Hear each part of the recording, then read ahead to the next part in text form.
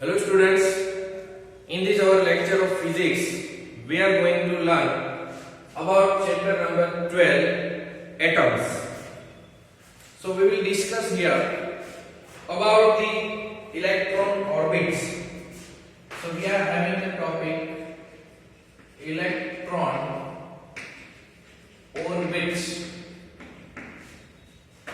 So electron orbits are the path in which the electrons are having the rotational motion, or you can say circular motion. The path in which the electrons goes around its nucleus, that path is called the orbits. So the Rutherford nuclear model of the atom, which involves classical concepts, picture of the atom as an electrically neutral sphere consisting of a very small, massive and positive charged nucleus at the center, surrounded by the revolving electrons in their respective dynamically stable units. So the electrostatic force of attraction Fe between the revolving electrons and the nucleus provides the requisite centripetal force to keep them in their orbits. So we can say here electric force is equal to centripetal force. So we can say electric force is equal to centripetal force. So electric force is denoted by Fe and centripetal force is denoted by Fc. So we can say electric force 1 by 4 pi epsilon 0 into Q1 Q2 upon R square, that means E square upon R square, and here centripetal force is mv square by R. So 1R will be cancelled.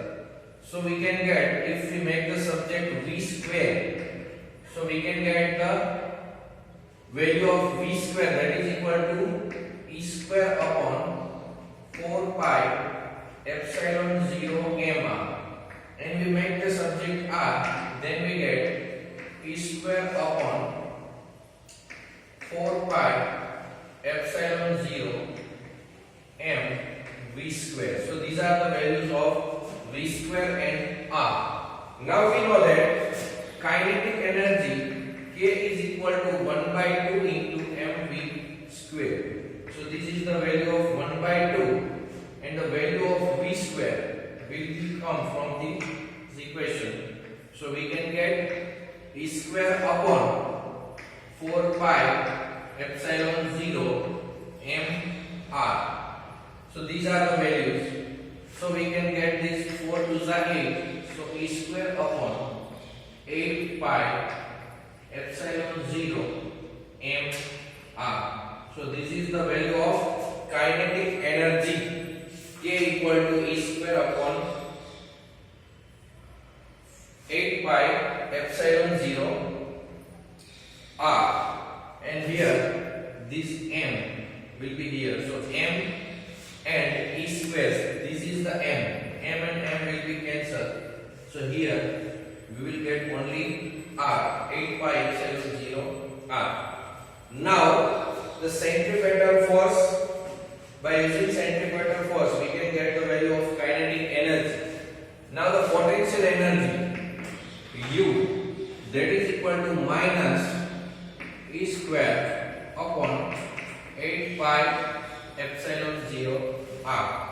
This is our potential energy, minus E square upon 4 pi epsilon 0 r. Now total energy, we can say mechanical energy, total energy, that is equal to kinetic energy plus potential energy. So the kinetic energy is E square upon 8 pi epsilon 0 r minus 1 upon, or we can say E square upon 4 pi epsilon 0 R. So E square upon 4 pi epsilon 0 R will be common, and we get 1 by 2 minus 1, and the answer is minus P square upon 8 pi epsilon 0 R. So this is our total energy E, and we can get this energy in negative form. So negative sign suggests that the particle is in the bounded condition in the atom, because the energy, total energy is negative. Now after that, here atomic spectra. The next topic is atomic spectra. So what is the spectra? So we will discuss about that each element has a characteristic spectrum or radiation. We have already discussed it, which it emits when an atomic gas or vapor is excited at a low pressure, usually by passing an electric current through that. The emitted radiation has a spectrum which contains certain specific wavelengths only. A spectrum of this kind is termed as emission line spectrum, and it consists of bright lines on a dark background.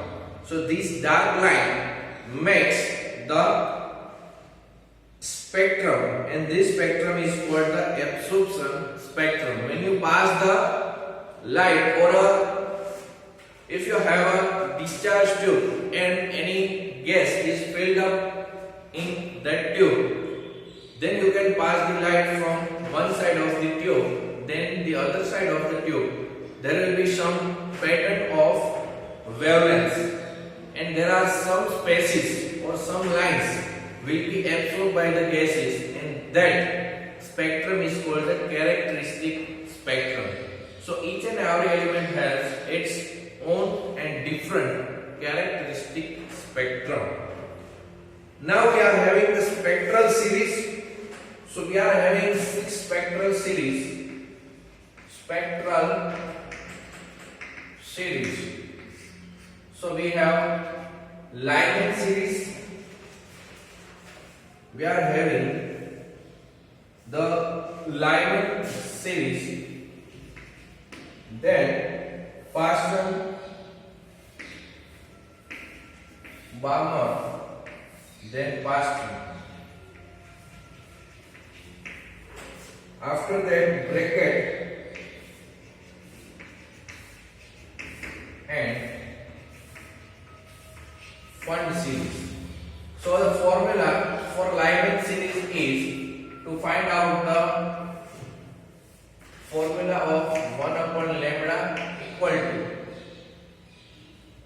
R 1 upon m square minus 1 upon n square. This is our basic formula.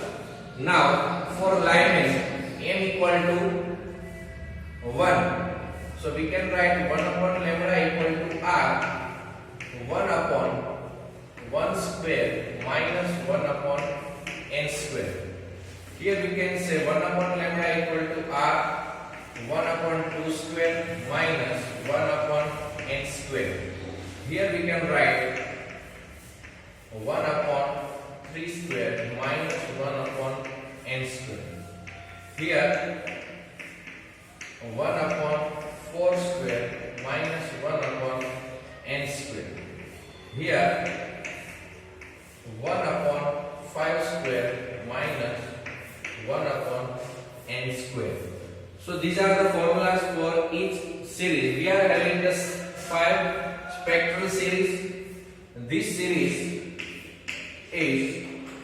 can be achieved in the region which is called ultraviolet region. This series we can get in the visible region, and these two series are in infrared region. and the for value of n will be here from n equal to 2, 3, 4 up to infinite. Here 3, 4, 5 up to infinite. Here n equal to 4, 5, 6 up to infinite. Here n equal to 5, 6, 7 up to infinite. And here 6, 7, 8 up to infinite. So this was the basic information about the spectral series. If we want to get the frequency from this formula, then we can multiply this both sides by C. So we can get C by lambda equal to RC and 1 upon m square minus 1 upon m square. So C by lambda is called V, and V is our frequency. This is nu. This sign is called nu. Nu is our frequency. Nu equal to C by lambda. This R is called Rydberg constant. So this is called the Rydberg constant. And the value of Rydberg constant is R equal to 1.097 into 10 raised to 7 meter inverse. So this is the value of Rydberg constant, and we can get this value. Now further discussion will be done in our next session. Thank you. Have a nice day.